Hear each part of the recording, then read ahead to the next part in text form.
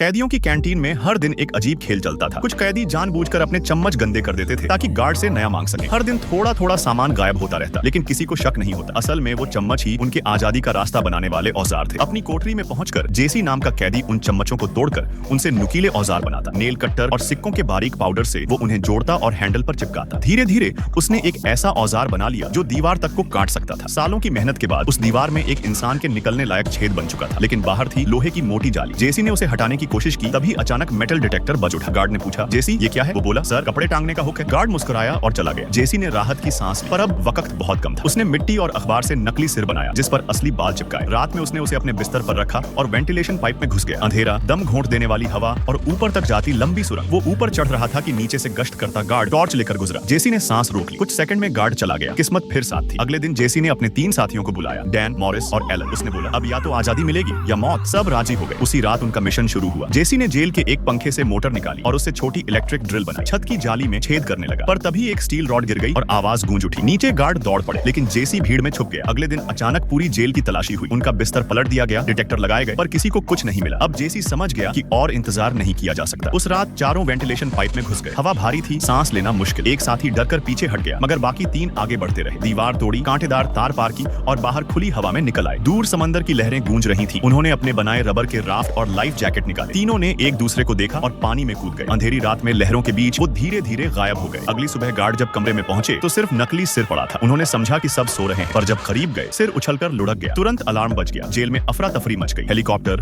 Boat, guard, सब जगह तलाशी शुरू हुई, लेकिन तीनों का कोई निशान नहीं मिला। 3 दिन बाद बस एक पुराना रबर टुकड़ा और एक मुरझाया गुलदाउदी का फूल किनारे पर मिला। शायद ये जेसी का निशान था। मैं आजाद हूँ। दुनिया की सबसे सख्त जेल से 3 लोगों का ऐसे गायब हो जाना किसी चमत्कार से कम नहीं था। कहानी यहीं खत्म होती है। मैं किंग गेब और मिलते हैं अगली हैरान कर देने वाली कहानी में।